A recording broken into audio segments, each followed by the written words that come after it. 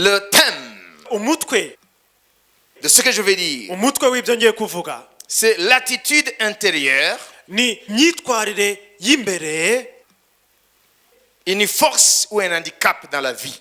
ese ni imbaraga cyangwa se ni ikintu kidusubiza inyuma mu buzima. L'attitude intérieure, Imiterere yawe y'imbere ça peut être une force ou un handicap dans la vie. ishobora kukubera imbaraga cyangwa se ikintu kigusubiza inyuma mu buzima. Hindrance. Ikintu kigusubiza inyuma. L'attitude intérieure. Imiterere yawe y'imbere. C'est très intéressant, vous allez comprendre. Ni iby'ingenzi cyane muraza kubyumva. Chacun ici a une attitude intérieure Buri muntu hano afite imiterere ye y'imbere qui se reflète dans son comportement, igaragarira mu mitwarire ye, dans son regard. igaragarira mu ndoro ye. Le corps extérieur, Ni ukuvuga ngo umubiri wacu w'inyuma c'est l'expression de l'attitude intérieure. niwo ugaragaza uburyo duteye imbere. Alors, permettez-moi Rero munyemerere de définir d'abord ce qu'est l'attitude. munyemerere mbanze nsobanura iryo jambo imyitwarire. L'attitude. Imyitwarire y'imbere. Quand tu vois quelqu'un qui boude comme ça, Iyo ubonye umuntu ucecetse cyane tu vas dire, mais il a une drôle d'attitude. ushobora kuvuga ngo uriya muntu hari ikitagenda muri we.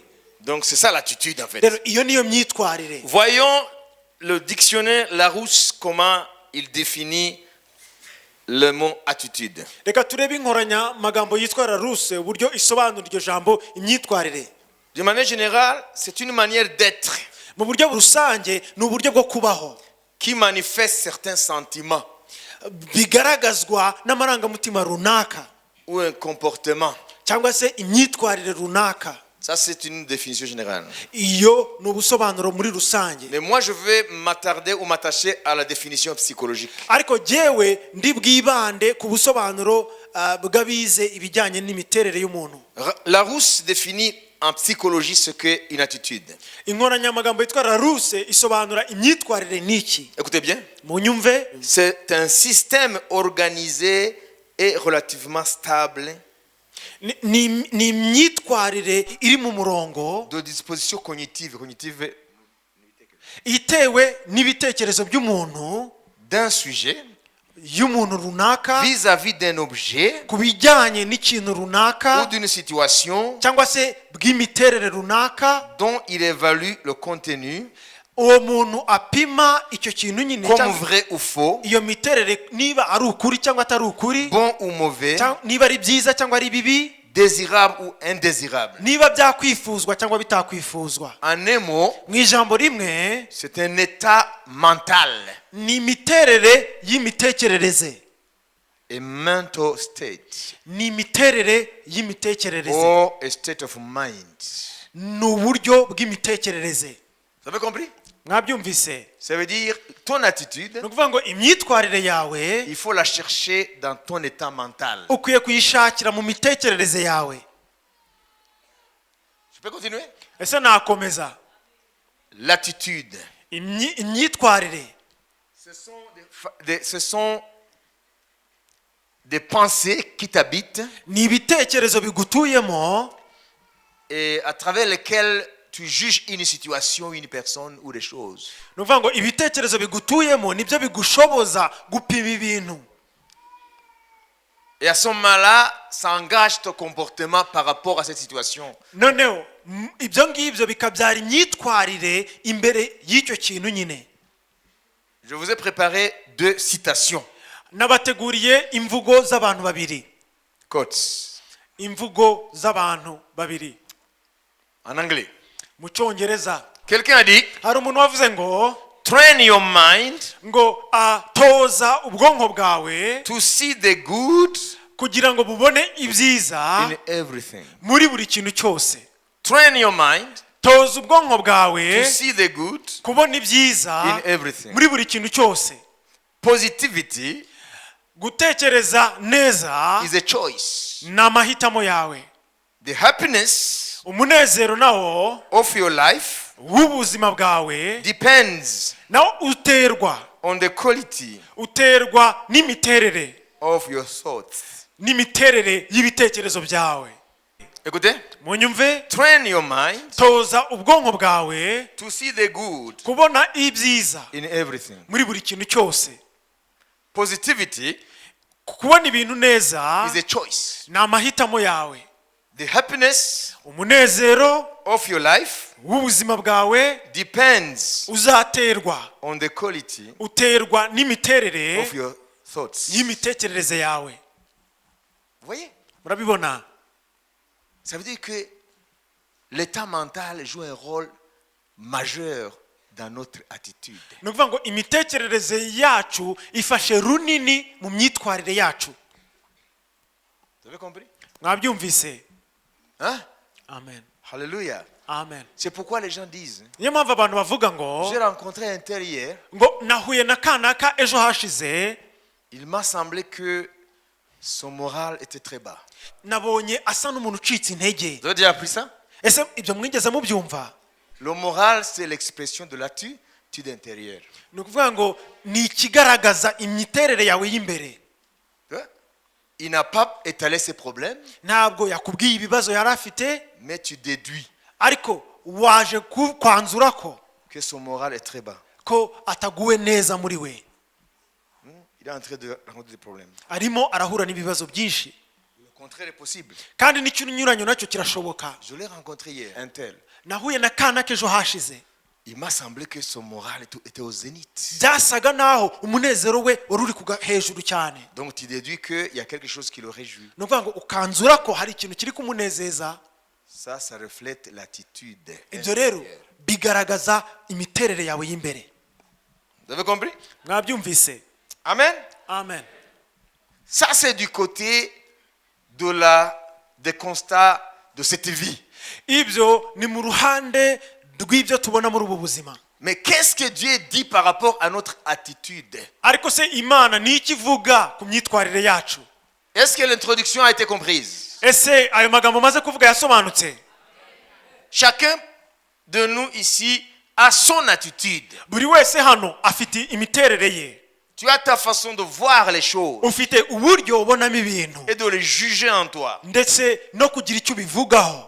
Tu as ton attitude, ta façon de voir les gens Ufite uburyo bwawe bwo kubona abantu et de les juger en toi. ndetse no kugira icyo ubatekerezaho cyangwa ubavugaho. Tu te positionnes par rapport à un tel, par rapport à une telle situation. Buri gihe ufite uko witwara imbere y'umuntu runaka n'ibintu runaka, Parce que c'est dans le mental. kuko biva mu bitekerezo byawe. Alors, qu'est-ce que Dieu dit par rapport à l'attitude? None Imana ivuga iki ku bw'iyo miterere? C'est un élément très important dans la vie d'un homme. Ni ikintu gikomeye cyane mu buzima bw'umuntu. Dieu le dit. Nous allons lire dans Genèse chapitre 4, versets 6 à 7. Mu itangiriro ibice 4 kuva ku murongo wa 6 kugeza ku wa 7. Ici, il est question de l'attitude intérieure d'un homme, hein, un certain Caïn. Ni imiterere y'umugabo witwaga Kayini. Lisons. Uwiteka abaza Kayini ati, ni iki kikurakaje kandi ni iki gitumye ugaragaza umubabaro? Nukora ibyiza ntuzemerwa, ariko nudakora ibyiza ibyaha byitugatura gira ku rugi, kandi niwe byifuza ariko ukwiriye kubitegeka. Amen. Écoutez, et l'Éternel dit à Caïn, pourquoi es-tu irrité? Uwiteka abaza Kayini ati, ni iki kikurakaje Et pourquoi ton visage est-il abattu? kandi ni iki gitumye ugaragaza umubabaro? Certainement, si tu agis bien, tu relèveras ton visage. Ngo nukora ibyiza ntuzemerwa, Et si tu agis mal, ngo ariko nudakora ibyiza le péché se couche à la porte. ibyaha byitugatugira ku rugi, Et ses désirs se portent vers toi. kandi ni wowe byifuza, Mais toi, ariko wowe domine sur lui. ukwiriye kubitegeka. Quelle était l'attitude de Caïn? Ese ni iyihe yari imyitwarire ya Kayini? L'attitude intérieure de Caïn. Imiterere ya Kayini y'imbere yari iyihe? Mais le contexte nous le dit. Bibiliya irabitubwira. C'est que son attitude intérieure Nuko imiterere ye y'imbere n'était pas pour lui une force. ntabwo byari imbaraga kuri we, Ça a été un handicap ahubwo byahindutse ikintu kimusubiza inyuma, parce qu'il jalousait son frère. kuko yari afite ishyari umuvandimwe we. Il jalousait Abel Yari afite ishyari Abeli, Parce qu'Abel était agréé de Dieu. kuko abeli yari yarashimwe n'imana, Ses offrandes étaient agréables. amaturo ye yari yaranejeje imana. Et cela a déplu à son frère. noneho ibyo ntibyanezeza umuvandimwe we. Et ce déplaisir noneho uko kugubwa nabi a changé son attitude guhindura imyitwarire ye, intérieure. imiterere ye y'imbere. Il ne regarda plus son frère comme sa chair, ntiyongera kubona umuvandimwe we nk'umuntu bahuje amaraso, mais il le regarda comme un rival. ahubwo amubona nk'umuntu bahanganye. Un rival, oui. Ça veut dire, ni ukuvuga ngo celui qui est ton frère, umuvandimwe wawe alors tu ne le vois plus comme ton frère, ntiwongere kumubona nk'umuvandimwe, mais tu le vois comme un rival. ahubwo ukamubona nk'umuntu muhanganye, Tu le vois comme quelqu'un qui prend ta place. ukamubona nk'aho yafashe umwanya wawe. Alors ça développe une attitude rero bikarema muri wowe qui va engendrer quelque chose de terrible. ikintu kizabyara ikintu kibi. Et parce que Dieu voit la fin d'une chose avant son commencement, kandi kuko imana ibona indunduro y'ikintu mbere y'uko gitangira, alors Dieu a sonné maintenant l'alarme. noneho imana ikabivugaho. Il a dit, Caïn, iravuga ngo Kayini, Caïn à cet instant-là Kayini icyo gihe n'était pas encore meurtrier. yari ataraba umwicanyi. Vous savez? murabyumva? Peut-être qu'il il ne s'imaginait pas qu'il arrivera à ce point où il va tuer son frère. wenda ntiyibwiraga ko yagera no kuri urwo rwego rwo kwica umuvandimwe we, Mais Dieu voyait en puissance un criminel ariko imana yamubonagamo umwicanyi mu gihe kiri imbere, avant que cela arrive. mbere y'uko ahinduka umwicanyi nyine. Caïn, aravuga ngo Kayini, pourquoi es-tu irrité? ngo ese ni iki kikurakaje? Pourquoi ton visage est abattu? kuki ugaragaza umubabaro mu maso yawe? Quand l'attitude intérieure, igihe imiterere Change. yawe y'imbere ihindutse, ton visage le reflète. n'isura yawe irabigaragaza. Dis Amen. vuga ngo amen. Vous voyez, quand je vous regarde ici tous, murabona iyo mbabonye hano mwese hano, même si je ne suis pas Dieu, nubwo ntari imana, mais le visage peut te montrer quel genre d'attitude intérieure cette personne a. ariko Pour l'instant. isura yawe ishobora kwerekana imiterere y'imbere ufite muri wowe uyu mwanya nyine. The state of your mind Imi- currently. imiterere yawe y'imbere nonaha, State of mind. imiterere yawe y'imbere. Puisque on ne voit pas le mind, ariko kuko tutareba iyo mitekerereze n'amaso, ça se reflète sur le visage. bigaragarira mu isura yawe, Et après, le comportement. hanyuma n'imyitwarire yawe nyuma. Dieu le sait. imana ibyo irabizi. Il dit, pourquoi es-tu irrité? yabwiye Kayini ngo kuki ufite umubabaro, Et pourquoi ton visage est-il abattu? kandi kuki ugaragaza umubabaro? Et Dieu continue. hanyuma imana igakomeza, Il donne la thérapie. imana ikamuha umuti Certainement, ngo nta kabuza si tu agis bien, nukora neza. tu relèveras ton visage. Ça veut dire, ibyi- si toi aussi tu me présentes une offrande agréable, ngo ni ukuvuga ngo tu nawe seras accepté au même titre que ton frère. nukora ibyiza ntuzemerwa. Vous voyez? murabibona? Tu seras accepté comme Abel. uzemerwa nk'umuvandimwe wawe. Mais ngo ariko si tu agis mal, nudakora ibyiza, si ton attitude intérieure ne change pas, imiterere yawe y'imbere nidahinduka, le péché se couche à ta porte. ibyaha byitugatugira ku rugi, Et ses désirs se portent vers toi. kandi ni wowe byifuza. Mais toi, ariko wowe domine ukwiriye sur, kubitegeka, sur le péché. ukwiriye kubitegeka. Mais ce péché trouve son origine où? ese icyo cyaha cyavuye hehe? C'est l'attitude intérieure. ni imiterere y'imbere. Dieu révèle ici imana hano qu'il y a une possibilité de dominer sur l'attitude. ivuga ko hari ububasha bwo gutegeka imiterere yawe y'imbere. Tu peux refuser une mauvaise attitude ushobora kwanga imiterere mibi, et accueillir une bonne attitude. noneho ukakira imiterere myiza. Tu peux refuser une attitude négative ushobora kwanga kubona ibintu nabi, et accueillir une attitude positive. ukakira kubona ibintu neza. Ça veut dire les choses, ni ukuvuga ngo ibintu tu les vois à travers les lunettes de l'attitude intérieure. ubibona biciye mu marinete y'imiterere yawe imbere. Je peux ne pas être mauvais, nshobora kuba ntari umuntu mubi, mais parce que ton attitude ariko kuko imiterere yawe est autre par rapport à moi, ari mibi mu buryo umbonamo, tu me verras comme quelqu'un de mal qui te veut du mal. uzambona nk'umuntu mubi ukwifuriza ibibi. Ça veut dire nous vivons avec des fausses images de choses. ni ukuvuga ngo tubayeho dufite ishusho mbi ku bintu. Écoutez, munyumve, je vais prendre l'image de ce pupitre ici. reka mfate urugero rw'iki kirahure kiri hano imbere.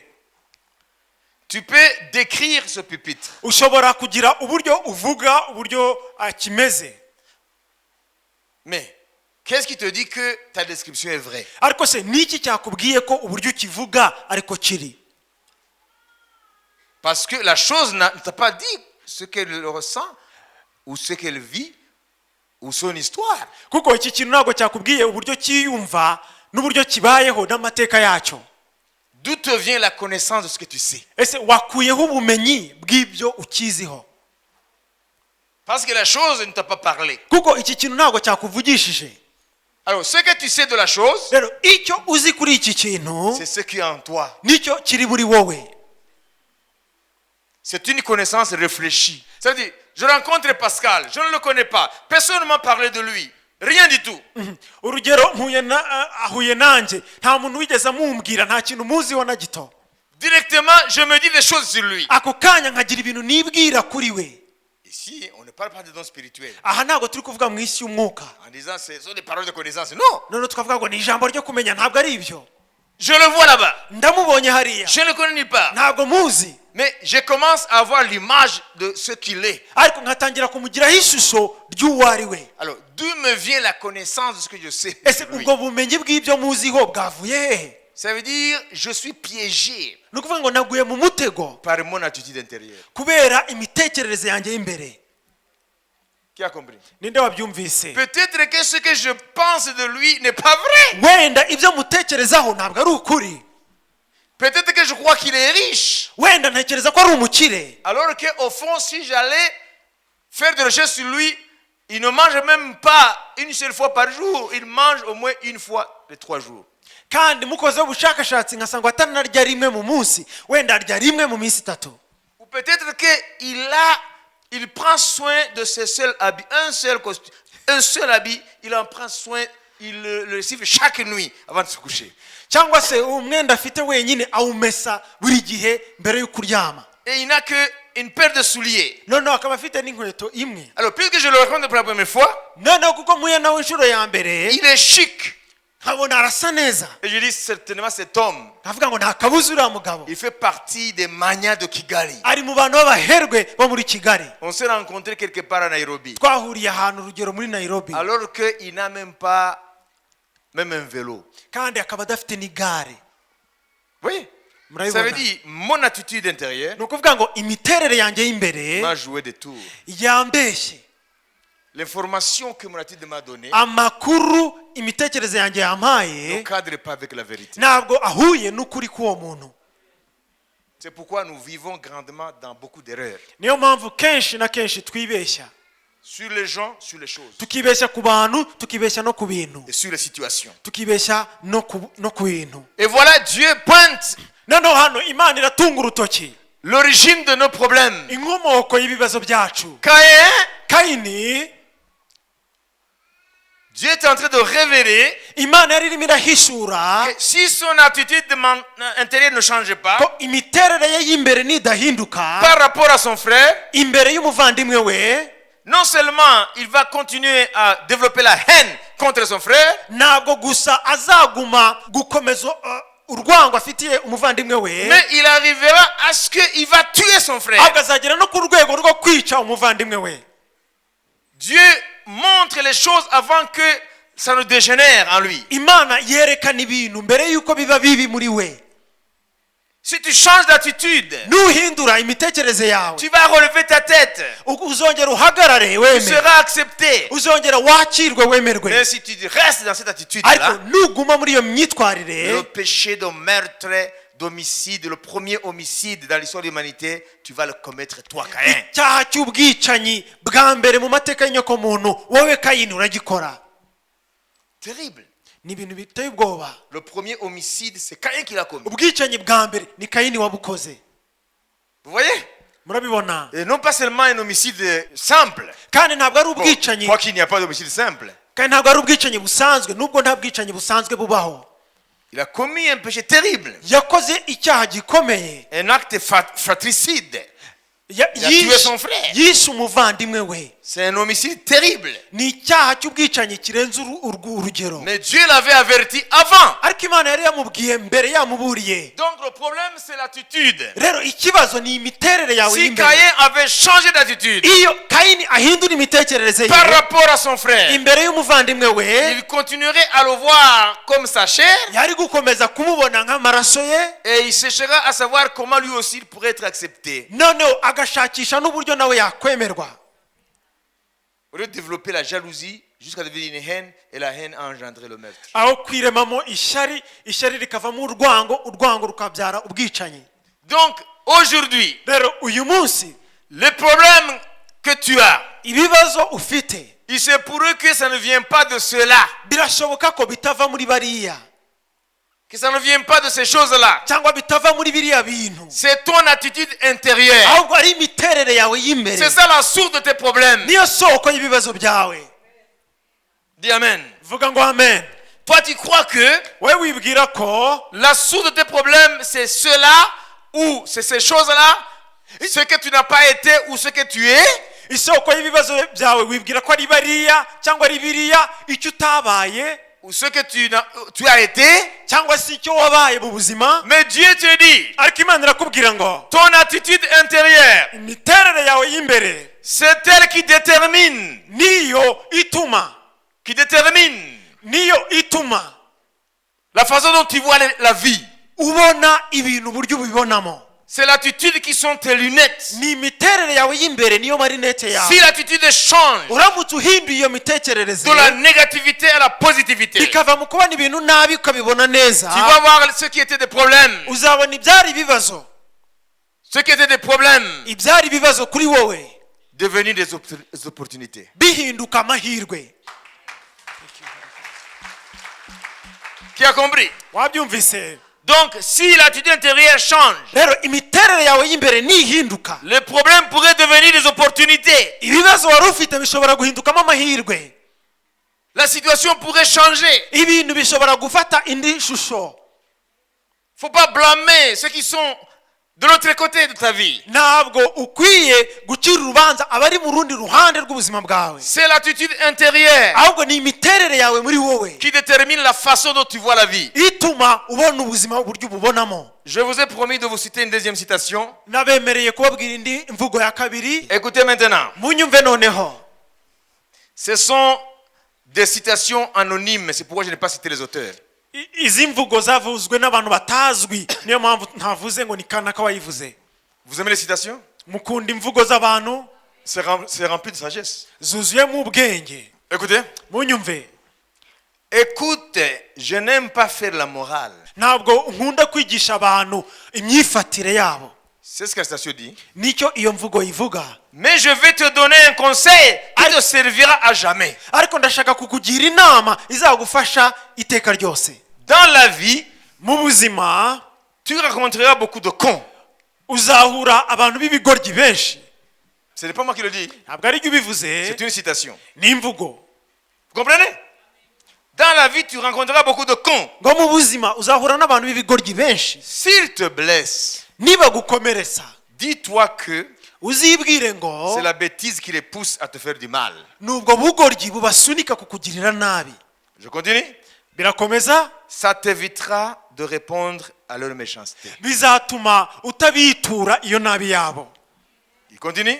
birakomeza Car il n'y a rien de pire au monde kuko nta kintu kibi ku isi que l'amertume et la vengeance. nko kugira inzika no kwihorera Il termine en disant, agasoza avuga ngo reste toujours digne buri gihe et intègre à toi-même. uzagume uri imfura kandi ufite indangagaciro zikuranga Qu'est-ce que vous tirez de cette citation? ni irihe somo mukuye muri iyi mvugo C'est veiller à notre attitude intérieure. mvuga ngo ni ukwita ku miterere yacu y'imbere Donc, ceux qui nous blessent, rero abantu badukomeretsa leurs blessures n'auraient pas le même impact si nous avions une attitude autre. igikomere cyabo ntabwo cyatugiraho ingaruka dufite imitekerereze itandukanye niyo twari dufite. Vous avez compris? Murabyumva? Celui-ci me blesse urugero ndamukomerekeje par des paroles dures kubera amagambo akomeye ou par des agissements cyangwa se kubw'imyitwarire ye qui ne sont pas poussés par l'amour ou par... voilà. idasunitswe n'urukundo. Murabyumva? Donc, rero la blessure icyo gikomere aura l'impact en rapport avec l'attitude que j'ai lorsqu'il m'a blessé. kizangiraho ingaruka bitewe n'imiterere nari ifite igihe yankomeretsaga nyine. Et il dit, hanyuma akavuga ngo il faut que ton attitude birakwiye ko imiterere yawe soit autre. iba indi. Tu comprends? Murabyumva? Donc, mu yandi magambo les coups que nous recevons de la vie, ibyo ubuzima buzana mu buzima bwacu, ça nous écrase ibikomere ubuzima buzana mu buzima bwacu biradukandagira nibyo, parce que ces coups rencontrent en nous une attitude qui n'est pas à la hauteur de les résister. kuko bisanga muri twe dufite imiterere itari ku rugero ruhagije rwo guhangana nabyo. Et voilà pourquoi nous sommes toujours dans la victimologie. Nous sommes des victimes jour après jour. Niyo mpamvu umunsi ku munsi usanga ni twebwe ingorwa. Jour après jour. Umunsi ku munsi ugasanga ni wowe wahindutse ingorwa. Alors, maintenant, hanyuma nonaha comme je vous ai dit, nkuko nabibemereye, la conclusion, elle est largement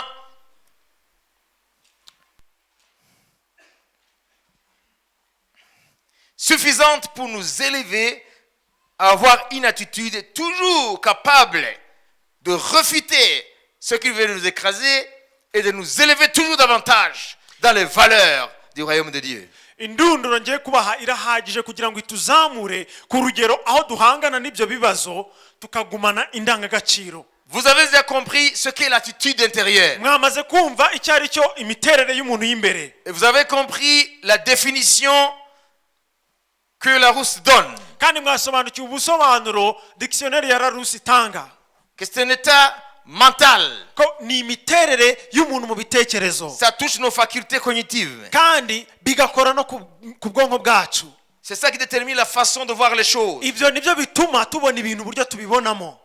Alors, rero Dieu nous a donné un exemple Imana yaduhaye urugero de Caïn. rwa Kayini. Ce que son attitude a fait de lui. Uburyo imyitwarire ye y'imbere icyo yamuhinduye kuba cyo. Caïn n'est pas né criminel. Kayini ntabwo yavutse ari umwicanyi. Il est devenu criminel Yahindutse umwicanyi parce que son attitude kuko imiterere ye l'a permis. yabimwemereye. Mais Dieu voulait qu'il change d'attitude. Ariko Imana ashaka ko ahindura iyo miterere Les résultats de notre vie kugira ngo ingaruka z'ubuzima bwacu dépendront de notre attitude intérieure. zizaterwa buri gihe n'imiterere yacu y'imbere. Si tu as une attitude positive, Niba ufite imitekerereze ihora ibona ibintu byiza, et je ne dis pas la positivité que le monde prône, kandi ntabwo ndi kuvuga iriya mitekerereze myiza isi ivuga, mais je parle de la positivité de la parole de Dieu. ahubwo ndi kuvuga imitekerereze myiza ijyanye n'ijambo ry'Imana. Parce que tout ce que la Bible nous enseigne, Kuko ibyo Bibiliya itwigisha byose ce ne sont que des choses positives. ni ibintu byiza gusa. Dieu nous donne des promesses Imana iduha amasezerano pour que nous restions positifs. kugira ngo tugume tubona ibintu neza. Dieu nous donne des promesses Imana iduha amasezerano pour que nous affrontions les aléas de la vie avec une attitude positive. kugira ngo duhangane n'ibibazo by'ubuzima mu buryo bwiza. Si nous affrontons les aléas de la vie avec une attitude défaitiste, Niba turwana n'ibibazo by'ubuzima twihebye, cela ne vient pas de Dieu. ibyo ntabwo biva ku Mana. Cela vient de nous-mêmes, de la nature déchue du diable. Ibyo biva mu kamero ka Satani. Qu'est-ce qui te dit que les choses sont mauvaises aujourd'hui et demain? ese ni iki kikubwira ko ibintu ari bibi uyu munsi n'ejo hazaza? Ce ne sont pas les choses elles-mêmes qui te le disent. ntabwo ari ibintu ubwabyo bibikubwira, C'est ton attitude qui te crée cette réalité. ahubwo ni imiterere yawe y'imbere ikuremamo uko kuri. Nous sommes prisonniers. turi imbata, Nous sommes prisonniers du mirage de ce que nous voyons. turi imbata y'ibintu tubona ariko bitari ukuri. Nous sommes prisonniers turi imfungwa des réalités qui ne sont pas vraies. z'ibintu tubona ariko bitari ukuri. La parole de Dieu, ijambo ry'Imana lorsque nous la recevons dans notre homme intérieur, iyo turyakiriye mu muntu wacu w'imbere, elle crée en nous rirema muri twe une attitude positive, imiterere ibona ibintu neza, une attitude de victoire, imiterere y'intsinzi, une attitude de confiance. imiterere yo kwiremamo icyizere. Nous ne voyons pas les choses comme des problèmes qui viennent nous finir, ntabwo tubona ibintu nk'ibibazo bije kuturangiza, mais nous voyons les problèmes ahubwo tubona ibyo bibazo en termes d'opportunités que Dieu est en train de préparer. nk'amahirwe Imana iri kudutegurira. Alléluia! Haleluya. Parce que nous ne sommes pas conduits kuko ntabwo tuba tuyobowe, par le monde sensible. ntabwo tuba tuyobowe n'isi bigaragara. Je ne sais pas si ce que je vois en toi est vrai. ntabwo nzi niba ibyo nkubonamo ari ukuri, Je ne sais pas si ce que je vois sur ce microphone est vrai. ntabwo nzi niba ibyo mbona muri mikorofone ari ukuri, Parce que les informations me viennent de moi-même. kuko ayo makuru ni njye wayiremeye muri jye. Ça, dans un système philosophique qui s'appelle la phénoménologie. mu miterere ya filozofi yitwa Phénoménologie, fenomology, c'est l'étude des phénomènes. ni ukuvuga ngo ni ukwiga ibintu. Ça veut dire tout ce que nous voyons, ni ukuvuga ngo ibyo tubona byose ce ne sont que des phénomènes. ni ibintu biba byakoretse, Mais la réalité est cachée. ariko ukuri kwabyo kuba guhishe. Nous devons démystifier les phénomènes tuba dukwiye kuvumbura ibanga ry'ibyo bintu et byakoretse, pénétrer la réalité des choses. tukinjira tukamenya indundu aho byakomotse. La parole de Dieu ijambo ry'Imana nous donne la force riduha imbaraga de ne pas être intimidé par les phénomènes, zo kutabeshwa n'ibyo tubonesha mais amaso, de saisir la réalité cachée. ahubwo tugasingira ukuri kw'ibyo bintu guhishe. Dieu dit à David, Imana yabwiye Dawidi par son esprit, mu mwuka wayo, même si la Bible ne le dit pas ainsi, nubwo Bibiliya itari uko ibivuga nyine, devant Goliath, imbere ya Goliyati le géant impie, ntakebwa y'abapagani, David il est tout petit, Dawidi yari agasore gato, Goliath est un géant, Goliyati yari plus igihangange de 3 mètres. metero 3 zirenga z'uburebure, Il était aguerri, rodé dans la guerre. yari inzobere inzobere mu ntambara. Alors, David est tout petit, Dawidi yari agasore gato, Goliath plus de 3 mètres. Goliyati metero 3 zirenga z'uburebure, David est tout petit. Dawidi yari mugufi. Qu'est-ce qui a fait que David ese niki cyatumye Dawidi voyait différemment de ce que son peuple voyait? abona Goliyati mu buryo butandukanye n'ibyo ubwoko bwe bwabonaga? Qu'est-ce qui a fait qu'il voyait différemment? niki cyatumye abona ibintu mu bundi buryo? C'est l'attitude intérieure de David. imiterere ya Dawidi y'imbere. Il ne voyait pas un géant, ntabwo yabonaga igihangange, mais il voyait un nain ahubwo yabonaga igikuri qu'il va écraser. agiye gukandagira. Son attitude intérieure imiterere y'imbere lui a donné la force d'affronter Goliath. yamuhaye imbaraga zo kuresha Goliyati, Mais l'attitude intérieure de son peuple ariko imiterere y'imbere y'ubwoko bwe voyait dans Goliath un géant qui vient le finir. yabonaga muri Goliyati igihanganye kije kubarangiza. Le problème que tu as, ikibazo ufite le rero, problème qu'il a, ikibazo afite ce n'est pas les choses qui se présentent devant vous, ntabwo ari ibintu biseruka imbere yawe, mais les choses en elles-mêmes ahubwo ibyo bintu ubwabyo sont neutres. naho bibogamiye. Ton attitude intérieure, imiterere yawe y'imbere c'est elle qui donne à cette situation la force niyo iha icyo kintu imbaraga sur toi. kuri wowe. Ça veut dire que Nous l'attitude comprenons. intérieure que tu as donne à cette situation la force sur toi, imiterere mfite imbere ihereza kino kintu imbaraga kuri jyewe, ou bien l'attitude intérieure cyangwa se imiterere yanjye y'imbere peut dépouiller la situation de sa force. ishobora kwambura kiriya kintu imbaraga zacyo Et tu la démystifies. kandi ikakivumbura neza. Qui a compris? ni bande babisobanukiwe? Qui a compris? ni bande babisobanukiwe? Donc la solution, ni ukuvuga ngo umuti ni uko Dieu la révèle dans ce qu'il a dit à Caïn. Imana ibihishura mu byo yabwiye Kayini. Il dit, tu es piégé par ton attitude intérieure. yamubwiye ngo uri mu mutego kubera imitekerereze yawe y'imbere. Le problème, ce n'était pas Abel. ikibazo ntabwo ari Abeli, Le problème, c'était tu es piégé ikibazo par ton attitude intérieure. ni uko waguye mu mutego w'imiterere yawe y'imbere. Si ton attitude change, nuramuka uhinduye iyo mitekerereze, même le regard des choses change. n'uburyo ubona ibintu birahinduka.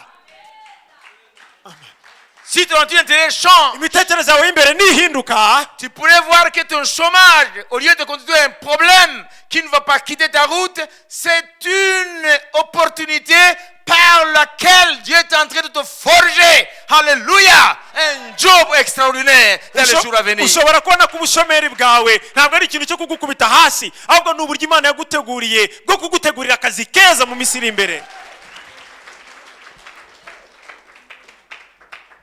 Tu as compris? Mwabyumvise? C'est l'attitude intérieure Ni imiterere yawe y'imbere qui détermine le malheur ou le bonheur de ta vie. ituma unezerwa cyangwa ubingorwa mu buzima bwawe. Haleluya. Aujourd'hui, Uyu munsi nyine tu vas quitter ici muraza kuva hano avec une autre attitude. mufite indi mitekerereze.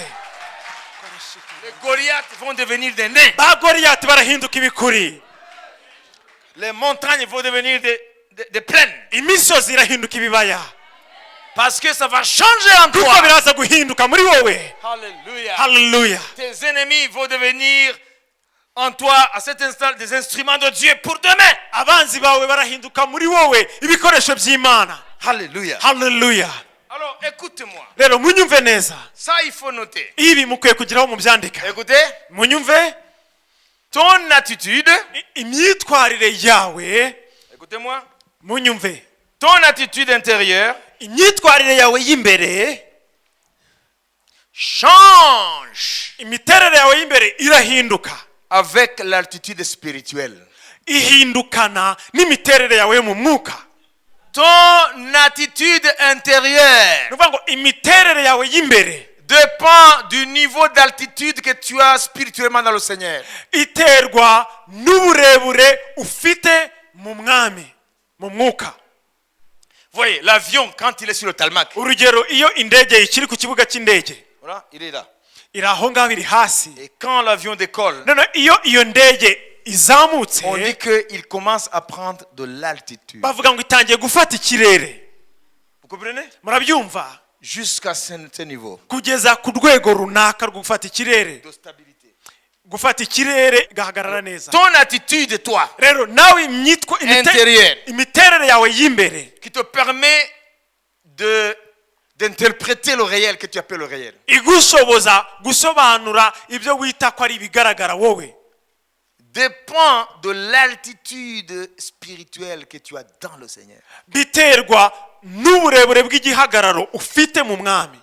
Si tu es très bas au niveau de l'altitude dans le Seigneur, Niba uri hasi cyane mu burebure ufite mu mwami cyangwa se mu buryo bw'umwuka, altitude, ni ukuvuga ngo ni uburebure bw'ikijyejuru, ton attitude intérieure, imyitwarire imiterere yawe y'imbere il est évident qu'elle n'est pas en mesure d'affronter les choses. nta kabuza iyo imiterere nayo ntabwo ishobora guhangana n'ibintu, Parce que tu vas vivre dans le pseudo ou la pseudo-réalité. kuko uzaba mu kintu gisa n'ukuri kitari ukuri.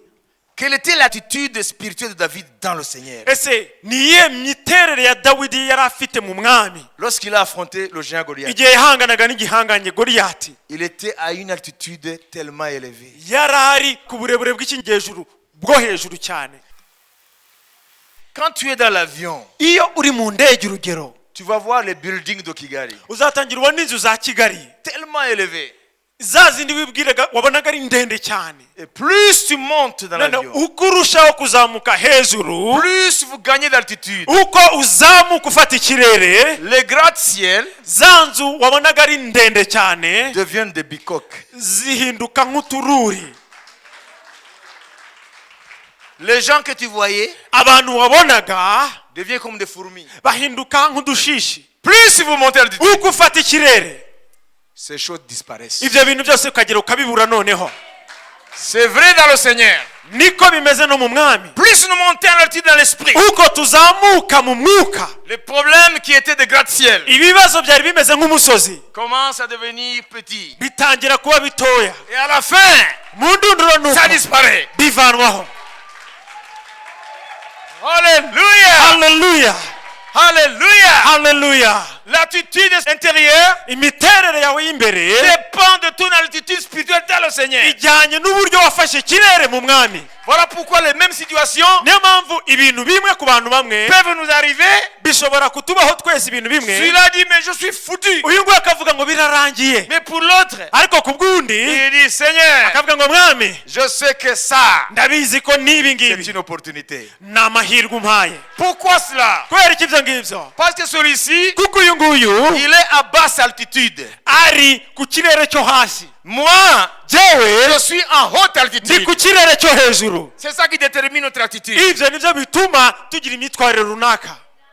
Dimanche passé, ku cyumweru gishize je vous ai parlé des différentes couches atmosphériques qui entourent la Terre. Vous vous souvenez?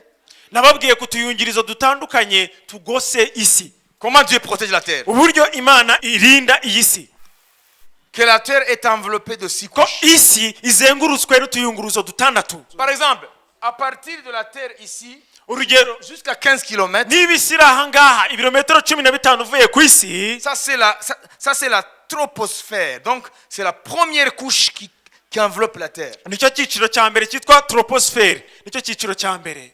Alléluia. Haleluya. Et puis suit la deuxième, etc. noneho hakaba icya kabiri n'icya gatatu gutyo gutyo. Ce que je vais vous dire, noneho icyo nshaka kubabwira ni uko c'est que dans chaque sphère, muri buri kayunguruzo il y a des caractéristiques propres. hari ibintu biranga buri cyiciro. Vous avez compris? murabyumva? Amen. amen. Ça arrive jusqu'à 800 km, jusqu'à 50 000 km. bigera no ku birometero ibihumbi 50. Donc, qu'est-ce que cela peut nous enseigner, nous? noneho ibyo byatwigisha iki twebwe Par rapport à l'attitude. ku bijyanye n'imyitwarire n'imiterere y'umuntu imbere? Parce que je suis en train de vous parler de l'altitude. kuko ndi kubabwira ku bijyanye n'ubutumburuke bwo kujya hejuru, Sur le plan spirituel. ku bijyanye n'umwuka. N'est-ce pas? amen. Alléluia. Haleluya. Alléluia. Haleluya. Sur chaque sphère niba buri cyiciro atmosphérique, buri cyiciro cyangwa buri kayunguruzo plus tu montes, k'ikirere ukurushaho kuzamuka, tu changes de conditions. ni ukuvuga ngo imiterere ya buri cyiciro iratandukanye uko uzamuka. Je ne vais pas m'attarder aux autres sphères. ntabwo ndi butinde ku bindi byiciro. Écoutez, munyumve, les 15 km qui nous élèvent de la Terre, ibirometero 15 uvuye ku isi, la couche qui s'appelle troposphère, icyo cyiciro cyitwa troposphère, c'est là où il y a beaucoup de mouvements. nta tuze rihari. Mais la sphère suivante, ariko icyiciro gikurikiraho qui s'appelle stratosphère, cyitwa stratosphère, écoutez-moi, munyumve, là, aho noneho c'est la couche où tout est stable. nicyo cyiciro aho buri bintu byose bituje, Là, il n'y a pas de variation. aho nta bintu byinshi bihindagurika. En bas, c'est des perturbations. hasi ha byinshi birahindagurika. Voilà, le vent, urugero, umuyaga, la chaleur, ubushyuhe, la pluie. imvura, C'est dans notre couche la première, la ibyo biri mu troposphère. cyiciro cya mbere cyitwa troposphère. Mais la seconde, la stratosphère. ariko icyiciro cya kabiri cyitwa stratosphère. Alléluia. haleluya. Alléluia. haleluya. Qui va jusqu'à 50 km. kiva ku birometero 15 kigera kuri 50, Là, tout est stable. aho buri bintu byose biratuje, Les molécules sont stables. buri bintu biba bituje. Alors, aho rero ça nous amène à ceci. bitusobanurira ibi ngibi: Lorsque tu montes dans le Seigneur spirituellement, uko urushaho kuzamuka mu mwami, lorsque ton attitude monte, uko urushaho kuzamuka mu mwami, ce qui te perturbait, bya bindi byakubuzaga amahoro, les turbulences qui sont dans la première couche, ya miyaga iri mu cyiciro cya mbere, les turbulences qui sont dans la troposphère, ya miyaga iri mu cyiciro cya troposphère, parce que rien n'est stable dans la troposphère. kuko hari umuvurungano mwinshi muri troposphère, Les molécules sont en train de bouger à tout moment. buri kintu cyose kiba kizenguruka. Mais quand tu dépasses la troposphère, ariko iyo urenze urwego rwa troposphère, qu'est-ce qui va te dire que tu as dépassé la troposphère? ikintu kizakubwira ko warenze urwo rwego, Que tu arrives dans une autre couche, la stratosphère. ugeze mu kindi cyiciro cyitwa stratosphère, Mahali pale kuna shwari. aho haratuje rwose. amen.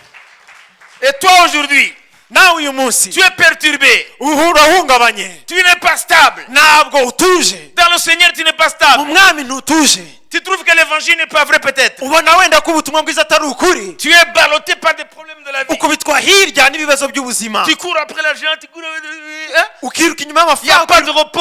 Tu n'as pas le temps to enjoy the Lord. To enjoy the presence of the Lord. nturuhuke ntugire umwanya wo kunezererwa mu mwanya C'est parce que tu continues à vivre dans la troposphère. nuko ukomeje kuba muri cya cyiciro cya mbere cya troposphère Ton attitude n'est pas stable. imiterere yawe y'imbere ntabwo ituje Monte un peu zamuka gato dans le Seigneur. zamuka mu mwami Dépasse la troposphère. renga icyo cyiciro cya mbere Arrive dans la gera mu stratosphère. cyiciro cya kabiri Là, tu vas être stable. aho ngaho uzatuza Alléluia. haleluya Et tu vas comprendre les paroles de Jésus. uzumva amagambo yesu yavuze Venez à moi, ngo nimuze kuri jye vous tous qui êtes fatigués, chargés, mwe murushe kandi et muremerewe vous trouverez du repos pour vos âmes. muzabona ikiruhuko mu bw'ubugingo bwanyu Aujourd'hui, uyu munsi beaucoup d'enfants de Dieu se débattent dans la troposphère. abana benshi b'imana baracyari mu cyiciro cya mbere cya Mais il troposphère faut monter. ariko ukwiye gufata ikirere Arrive dans la stratosphère. ukazamuka ukagera muri Et stratosphère quand tu vas regarder les choses, aho nubona ibintu noneho tu vas voir Satan s'agiter. uzatangira kubona satani yivumbagatanya Et toi, tu vas rigoler de lui. ariko wowe uzamuseka Alléluia. haleluya Il va s'agiter. azivumbagatanya Les démons vont s'agiter. abadayimoni bazivumbagatanya Les problèmes vont s'agiter. ibibazo bizivumbagatanya Mais tu les regarderas d'en haut. ariko uzabirebera hejuru Parce que ça va rester dans la troposphère. kuko byo bizaba bikiri mu cyiciro cya mbere Et toi, tu es dans la stratosphère. kandi wowe uzaba uri mu cyiciro cya kabiri La stratosphère, iyo stratosphère c'est la sphère de stabilité. ni icyiciro cyo gutuza La température est stable. ibipimo byaho by'ubushyuhe biratuje Les molécules sont stables. ibigize buri kintu biba bituje Dans le Seigneur, mu mwami vous savez, ce que le Seigneur a créé, c'est toujours l'image du spirituel. murabizi ibyo imana yaremye ni ishusho y'ibyo tutabona mu mwuka S'il y a des sphères niba hari ibyiciro bitandukanye au niveau physique de l'atmosphère, mu bijyanye n'isanzure c'est la même chose dans le Seigneur. no mu mwami ni uko biri Il y a des sphères. hari ibyiciro Il y a de différents niveaux. hari utuyungirizo dutandukanye Alors aujourd'hui, rero uyu munsi le message de Dieu pour toi, ubutumwa bw'imana uyu munsi c'est que les problèmes auxquels tu fais face, ni uko ibyo bibazo uhanganye nabyo il ne faut pas aller chercher la solution ailleurs. ntujye gushakira ikibazo ahandi Change d'attitude. hindura ikirere Change d'attitude. hindura uburyo uteye muri wowe Change d'attitude. hindura uburyo uteye muri wowe Change ton mental. hindura imitekerereze yawe Crois ce que Dieu dit.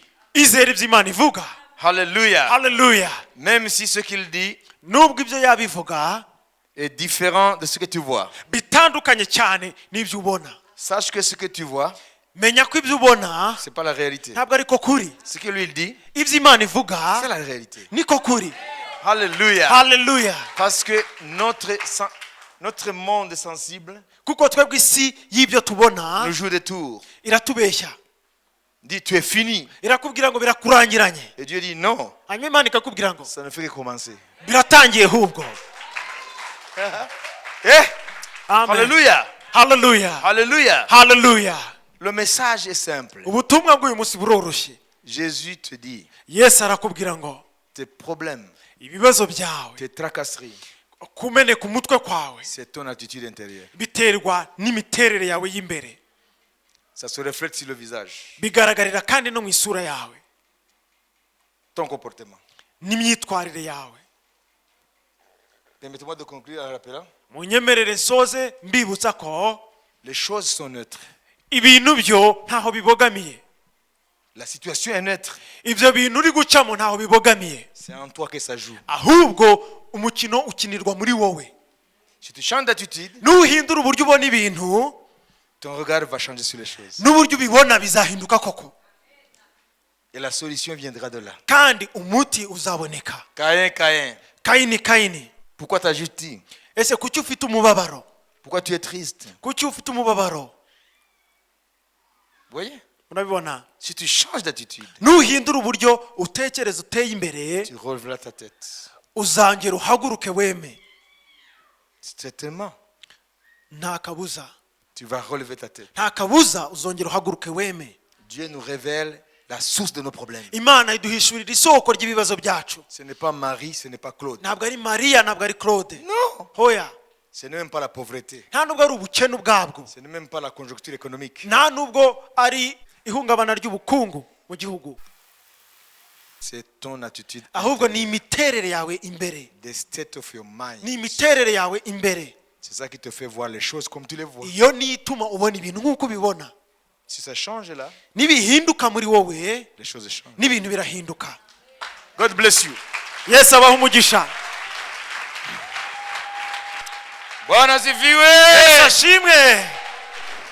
Si tu changes d'attitude intérieure, Nuhindura imiterere yawe imbere la vie va changer de couleur. n'ubuzima buzahindura ibara.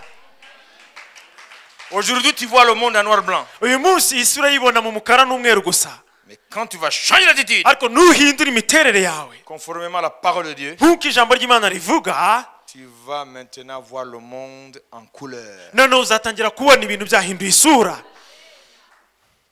Noir-blanc, c'est pas joli, n'est-ce pas? Umukara n'umweru ntabwo binejeje sibyo, Hein?